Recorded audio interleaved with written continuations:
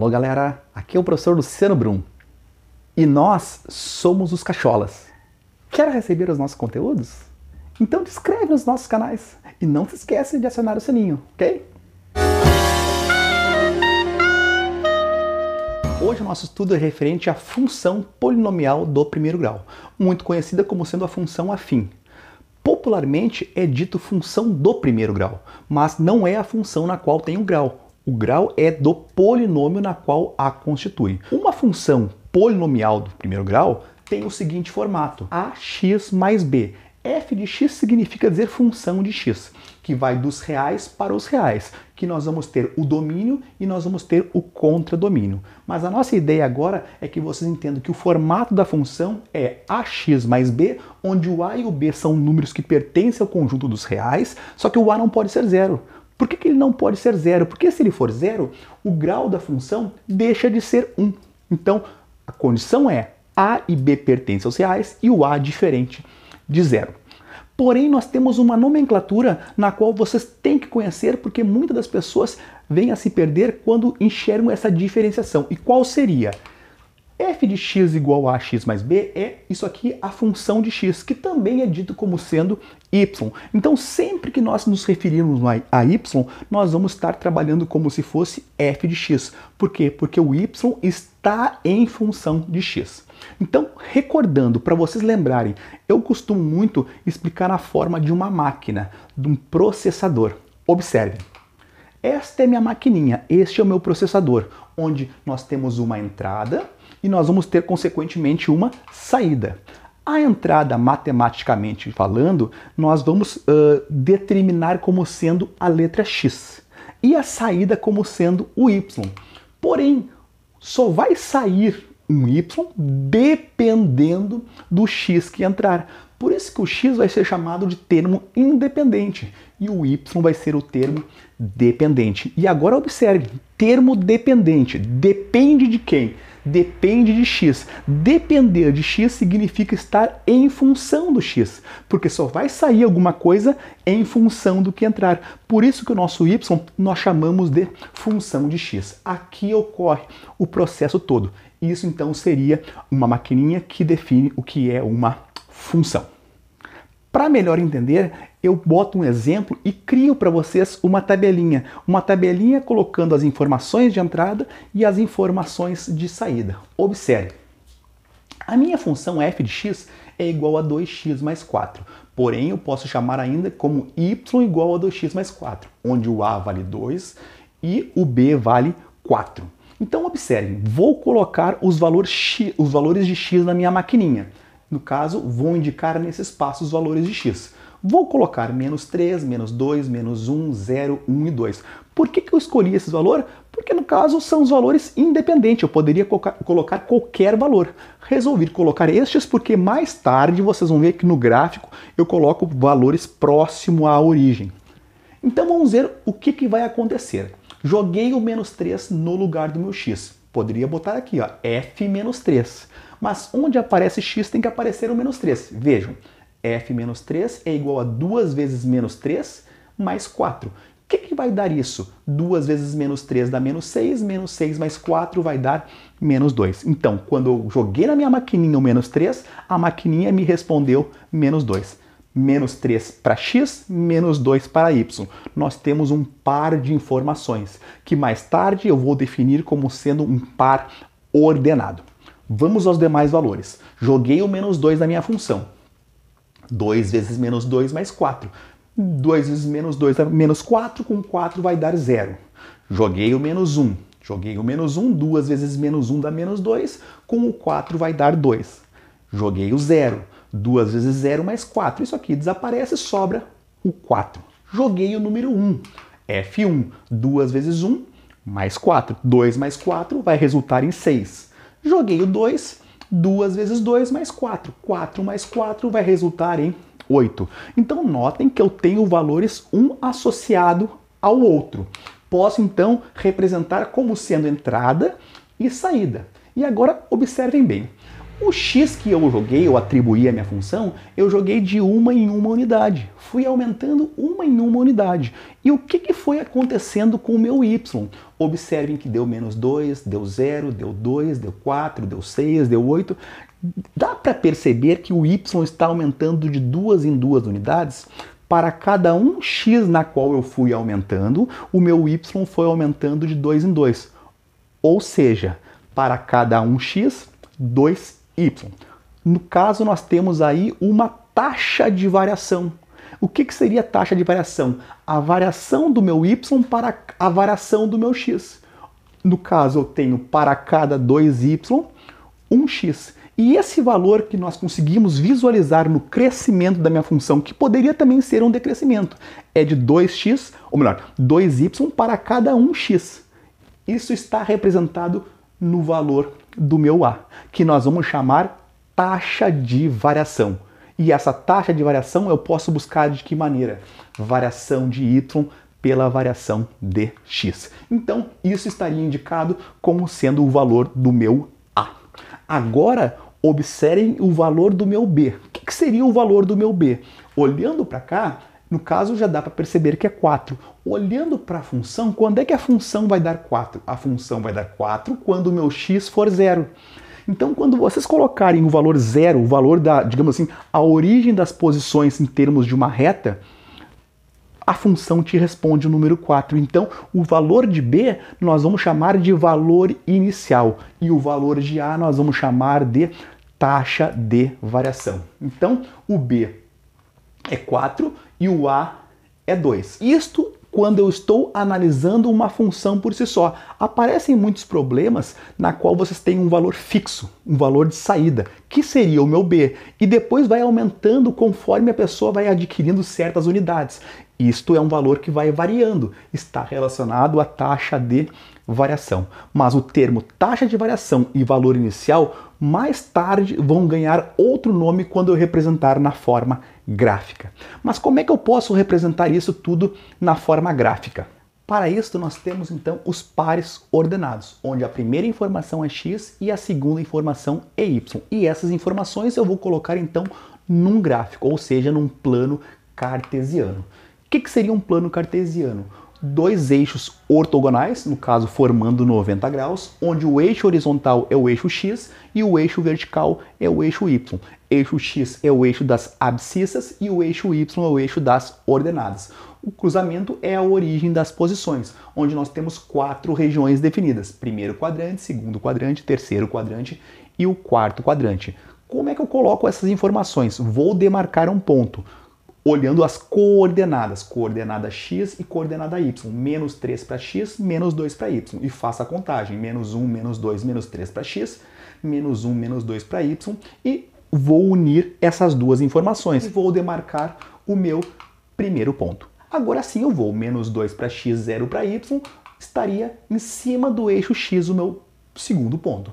O próximo ponto, -1 para x, 2 para y, o próximo ponto 0 para x, 4 para y, o ponto seguinte 1 e 6 e o nosso último ponto 2 e 8 que estaria lá em cima.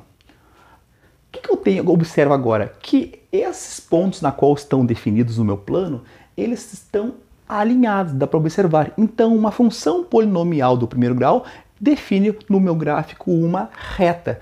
Porque se eu for, no caso, colocar muito mais informações, muito mais pontos, a tendência é que esses pontos fiquem muito próximos um do outro, porque aqui eu peguei de uma em uma unidade para x, mas eu poderia pegar valores decimais. Então, quanto mais próximo um ponto estiver do outro, a tendência é que nós vamos ter uma linha contínua. Consequentemente, nós vamos ter um gráfico tendo um formato, e a função polinomial do primeiro grau, o gráfico é uma reta. No caso, unindo esses pontos, dá para observar que nós temos uma reta. Esta nossa reta ela vai ter uma inclinação. E esta inclinação, quem vai definir, vocês vão perceber que é o valor de A, que nós vamos dar um nome como sendo coeficiente angular. Só que agora eu destaco para vocês duas informações importantes. No caso, corta o meu eixo x em menos 2 e corta o meu eixo y no número 4. Então, para que eu vou ficar jogando várias informações? Aqui eu joguei 6 pontos. Para que eu vou jogar 6 pontos se eu sei que vai ser uma reta? Então, para eu traçar uma reta, eu preciso somente de 2 pontos. Então, quais seriam esses 2 pontos? Nós vamos ter alguns pontos denominados pontos críticos, que são os pontos onde cortam os eixos. Então, observe. Corto o meu eixo x em menos 2, corto o meu eixo y em 4. Então, como é que eu descubro esses 2 pontos? Observe, então, a regra para esses cortes. Corto o eixo y quando a coordenada x vale 0. Então, sempre que eu tiver um ponto em cima do eixo y, significa dizer que a sombra dele, a projeção dele sobre o eixo horizontal, vai ser 0. Então, quando x vale 0, e se eu pegar uma função de uma maneira genérica, f de x igual a x mais b, e chamar o meu x de 0, dá para observar o quê? Dá para observar que isso aqui desaparece e o meu f de x, ou melhor, a minha função vai ficar quanto? Igual a b. Quando o meu x vale 0, o meu y vale b. Então, nós conseguimos perceber que, olhando para uma função qualquer, o valor do b é exatamente onde corta o eixo y. Defini para vocês aqui um modelo qualquer, coloquei a inclinação como sendo crescente, mas essa informação aqui é interessante, que corta o eixo y exatamente no valor do b. E como é que nós descobrimos agora onde é que corta o eixo x? Pensamento muito similar ao de y. Corto o eixo x quando a coordenada y vale 0. E se eu pegar a função de uma maneira genérica novamente, que no caso f de x eu posso chamar de y, e chamando o meu y de 0, e isolando, vamos dizer assim, o meu x, eu vou obter menos b sobre a. O que significa menos b sobre a? É o valor de x que faz a minha função vir a dar 0. É conhecida como sendo o zero da minha função. Ainda também podemos chamar de raiz da função. Então, são os valores que fazem a função zerar, zero da função ou raízes, que nós vamos conhecer esse valor através dos coeficientes, menos b sobre a. Olhando no gráfico, então, corto o eixo y no b e corto o eixo x em menos b sobre a. Então, esta vai ser a regra na qual nós precisamos saber para construir um gráfico, sem precisar colocar vários pontos. 2 pontos seriam o suficiente. Então, nós temos que entender que quem é que define esta inclinação do meu gráfico? Quem define é o valor do a. Onde corta o eixo y é o b. Onde corta o eixo x é o zero da minha função. O a, então, vai ser chamado de coeficiente angular. E o valor do b vai ser chamado de coeficiente linear. Isso quando nós conseguimos olhar da maneira gráfica, porque antes nós dizíamos que era taxa de variação e valor inicial. São sinônimos, só que um tu analisa numa situação problema, o outro tu analisa na forma gráfica. Vamos agora trabalhar com exemplos. Exemplo 1. Determine o gráfico da função y igual a 3x menos 6. Não vou construir a tabelinha, vou tentar utilizar os coeficientes. Vamos pensar onde é que corta em y e onde é que corta em x. Lembram que cortava em y exatamente no b? Então já sei que corta em menos 6. E onde é que corta em x? No zero da função. Qual é o valor que faz a minha função zerar? Que número que o x tem que assumir para que a minha função venha a dar zero? Claro que usando o formalismo, é menos b sobre a. E observem qual o valor que o x tem que assumir para que aquilo ali venha a dar zero. Se aqui eu tenho menos 6, aqui tem que dar 6. Que valor que o x tem que assumir que vezes 3 venha a dar 6? 2. Claro que isto, depois da prática, a pessoa observa só pelo fato de olhar. Quem não sabe, utiliza o formalismo. Vamos lá então. O nosso b vale menos 6 e o menos b sobre a, que no caso seria menos 6 dividido por, ou melhor, menos 6 dividido por 3, vai vir a dar 2. Então corta o eixo y no menos 6 e corta o eixo x no 2. Então a nossa reta vai ficar como? Vai ficar passando por menos 6 e passando por 2. Uma reta crescente. Como é que eu defino se é crescente mesmo? O coeficiente angular. Se o a, que é o coeficiente angular, for positivo, a minha função vai ser crescente. E se for negativo, vocês vão observar que vai ser decrescente. Vamos agora ao nosso segundo exemplo. Determine o gráfico da função y igual a menos 2x menos 2, de uma maneira rápida e direta.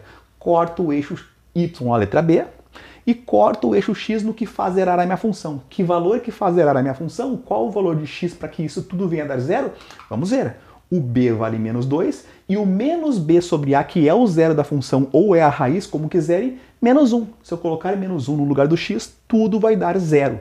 Então, demarcando esses valores, menos 1 para o eixo x, menos 2 para o eixo y, eu vou ter que esses valores são onde ocorrem os cortes. Minha função é uma reta decrescente. Por que isso? Porque o a ele é um valor menor que zero, um valor negativo. Vamos agora às observações na qual eu já comentei com vocês. Se o a for positivo, a minha função é crescente. Nós vamos ter uma reta crescente. Se o meu a for negativo, eu vou ter uma função decrescente, consequentemente uma reta que decresce. No caso, a inclinação na qual eu estou falando.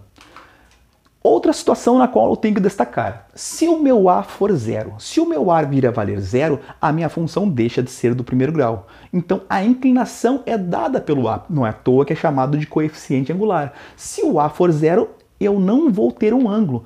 No caso, é uma reta horizontal. Para qualquer valor de x que tu jogar, o y vai ser sempre o mesmo. Então é chamada de função constante. Não se enquadra como sendo uma função polinomial do primeiro grau. E por último, nós temos uma particularidade. Se o meu b for igual a zero, mas nessa situação aqui eu estou considerando o a diferente de zero. Mas o b sendo zero e o a diferente de zero, o nosso gráfico vai cortar o eixo x e o eixo y, consequentemente, na origem, no 0, 0, no ponto 0, 0. E a esta função nós vamos chamar de função linear. Então, função linear quando o nosso a é diferente de zero e o nosso b for igual a zero. Agora suponha que eu tenho o gráfico da função e quero que vocês venham determinar qual é a lei de formação, ou seja, qual é a função que gerou aquele gráfico. Porém, não tenho que dar muita ênfase à escala. Esse gráfico não está à escala, mas o que me interessa são as informações. Observe, ele está cortando o eixo x em menos 5 e está cortando o eixo y no 10. Então, só pelo fato de olhar essas duas informações, eu já consigo determinar um dos coeficientes. No caso, o coeficiente linear, que é a letra b, que informa o quê? Que informa onde corta o eixo y. Então, já sei que se eu pegar a função na forma ax mais b, por que eu peguei essa função? Porque é uma função de reta. Já sei que o meu b vale 10. Tudo bem, já sabendo que o b vale 10, vamos em busca agora do a. Como é que eu posso buscar o meu a? Eu simplesmente posso analisar que o a é a variação de y pela variação de x. Então, se eu olhar para o meu gráfico, a variação de y, no caso entre um ponto e o outro, foi de 0 até 10. E a variação de x entre um ponto e o outro foi de menos 5 até 0. Então, ΔY por ΔX é 10 dividido por 5. 10 por 5 vai dar 2. 2 positivo ou negativo? Porque aqui está negativo. Não, eu trabalho com essa informação em módulo.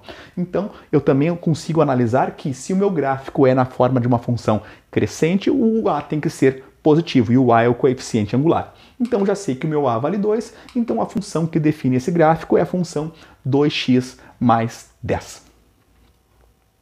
Um outro gráfico agora para eu analisar é não tendo a informação explícita do b. Então agora como é que nós vamos trabalhar? Não consigo descobrir o b de cara, então vamos para o a. Como é que eu faço isso? Demarco os dois pontos que definem essa reta, porque eu tenho que ter as informações de dois pontos. Vamos ver. Vou buscar o a. Porém, este ponto tem coordenadas menos 1 para x e 3 para y, e tem coordenadas 1 para x e 7 para y. Então eu tenho as informações dos dois pontos.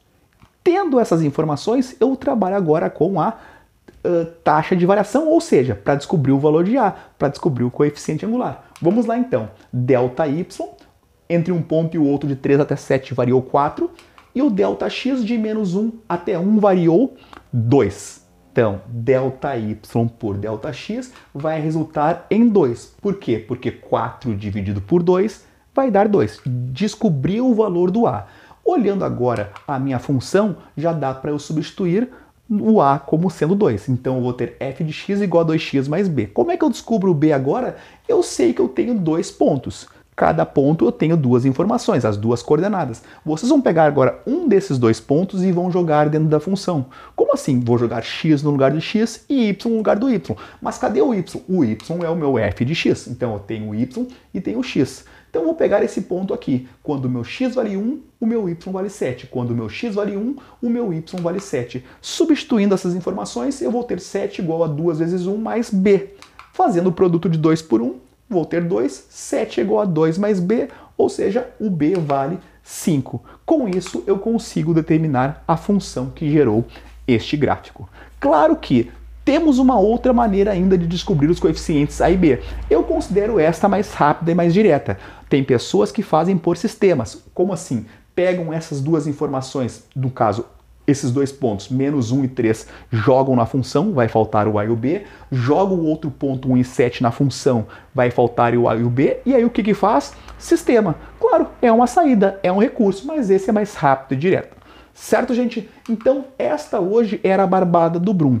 Porém, quero deixar bem claro para vocês que tudo isso na qual nós aprendemos hoje vão aparecer nos exercícios na forma de situações problemas, na forma de gráfico, na forma de uma historinha. Claro que aí vem da interpretação de cada um. Mas por hoje era isso.